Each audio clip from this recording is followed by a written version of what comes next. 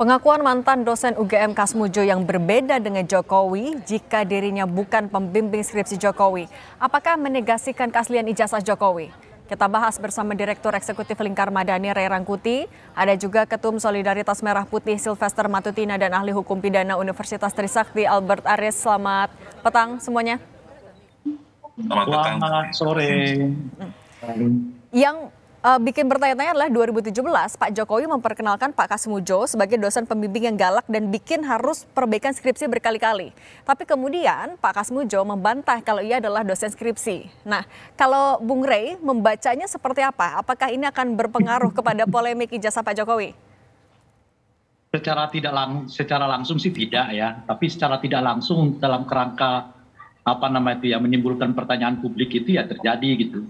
Kalau secara hukum sih enggak, karena kan tidak ada dikaitkan keaslian ijazah ini dengan Pak Kasmujo tadi gitu kan. Nah, hanya ada pengakuan itu bahwa beliau bekas dosen pembimbing tapi dibantah gitu. Itu artinya urusan soal kejujuran aja kalau soal itu gitu.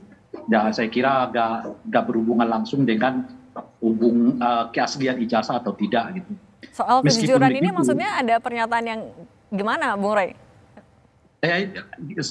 Kan kalau disebut beliau dosen pembimbing tapi dibantah oleh yang bersangkutan, ya tentu ada unsur soal jujur nggak jujur di dalam. Kecuali kita mau menafsirkan misalnya yang dimaksud oleh Pak Jokowi ke dosen pembimbing itu ya bukan dalam konteks skripsi misalnya ya, tapi pembimbing kehidupannya, pembimbing rohaninya, ya pembimbing jalan hidupnya, ya kita itu lain lagi ceritanya kan bisa kemana-mana lagi nanti tafsir dari yang dimaksud dengan dosen pembimbing ini gitu. Tapi kalau konteksnya dengan dosen pembimbing dalam kerangka skripsi, ya jelas itu sudah dibantah oleh yang bersangkutan.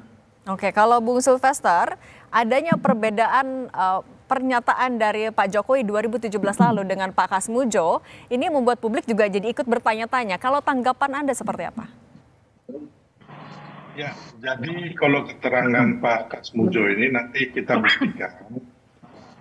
Karena nanti yang bisa membuktikan benar atau tidaknya, apakah sebagai asisten dosen itu bisa menjadi dosen dosen pembimbing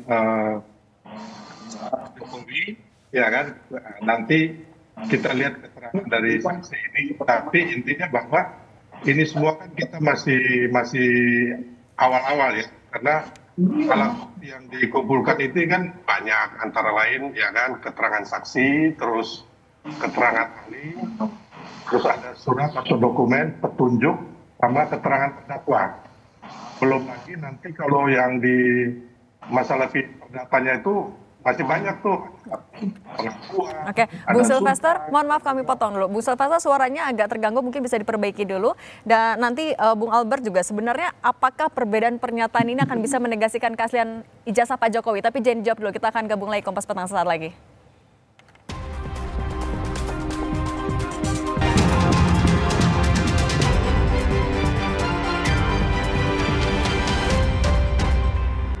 Kami lanjutkan dialognya. Bung Sylvester, kami mau tegaskan, dengan adanya pernyataan yang berbeda antara Pak Jokowi dengan Pak Kasmujo, kalau Anda sendiri ragu nggak? Ini kan kejadiannya udah lama, tapi nanti kita lihat pembuktian daripada saksi itu, nanti alat bukti yang lain, nanti yang pastinya itu kan ada pemeriksaan ya. Kalau yang Pak Kasmujo ini kalau nggak salah digugat di Solo apa Boyolali ya. Jadi mungkin nanti di pengadilan lah, lebih tepatnya kita bisa mengetahui apakah benar-benar, kalau yang kita lihat bahwa Pak Kasmujo mengakui bahwa beliau adalah dosen dari Pak Jokowi. Hanya apakah dosen pembimbing skripsi atau dosen pembimbing KKN dan lain-lain kita belum tahu ya kan. Tapi intinya di situ kita melihat bahwa Pak Kasmujo sudah mengakui bahwa beliau adalah dosen ataupun asisten dosen, ya kan. Mengenai asisten dosen, apakah bisa jadi dosen pembimbing? Bisa saja gitu loh. Tapi bukan dosen pembimbing utama, ya kan. Wakil dosen pembimbing biasanya begitu. Makanya, tapi intinya bahwa di situ Pak Kasmujo sudah mengatakan kepada kita semua bahwa beliau adalah dosennya Pak Jokowi. Dan keterangan Pak Kasmujo ini kan hanya salah satu dari alat bukti. Belum lagi alat bukti yang lain ya. Nanti Bang Albert lah yang lebih paham biasanya berapa banyak alat bukti yang diperlukan gitu loh. Intinya itu. Oke, kita ke Bang Albert kalau gitu. Bang Albert, tapi dengan adanya perbedaan pernyataan ini, apakah dari sudut pandang hukum akan menegasikan keaslian ijazah dari Pak Jokowi? Pasti tidak seluruh pemirsa Kompas TV, seluruh polemik ini bisa saya jelaskan dengan asas hukum pembuktian. Yang pertama adalah, berarti kan menurut penggugat, ada pengakuan dari Pak Jokowi di hadapan alumni, ada videonya itu ya, bahwa Pak Kasmujo adalah dosen pembimbing skripsi beliau, gitu ya, pengakuan pertama itu. Kemudian pengakuan kedua dari Pak Kasmujo sendiri yang sudah menolak nih, bahwa dia menyatakan bukan merupakan pembimbing skripsi dari Pak Jokowi.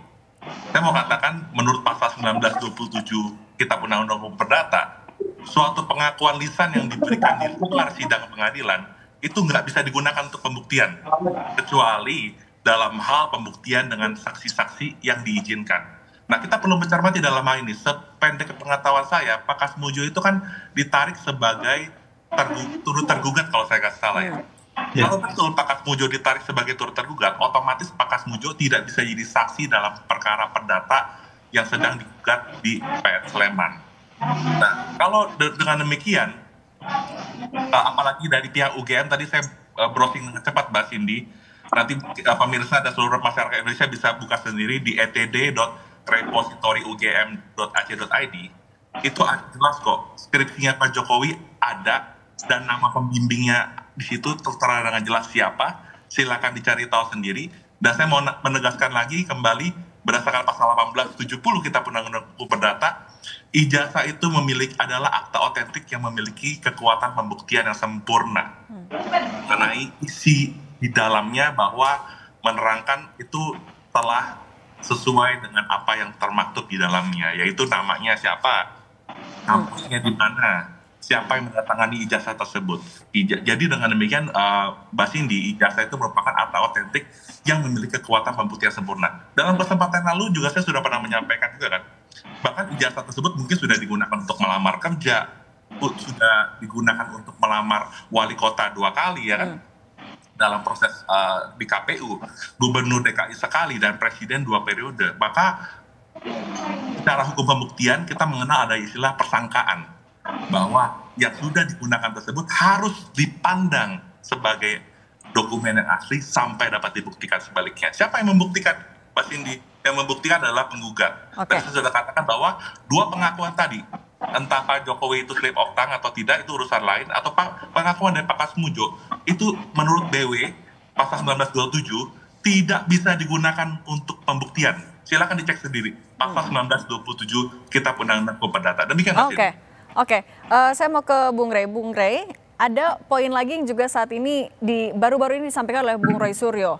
Ketika ia diperiksa, ia bilang ia bingung karena statusnya ternyata bukan terlapor. Apa yang Anda tangkap sebenarnya dari proses ini di polisi? Sebetulnya ada 3 persoalan baru lagi ya terkait dengan kasus ini. Pertama tentu soal pengakuan ini ya. Tadi Bung Albert sudah menjelaskannya, maka kan sebetulnya satu-satunya untuk bisa membuktikan apakah ijazah itu asli atau tidak, bukan dari keterangan A, B, dan C itu, tapi dari bentuk fisiknya secara langsung.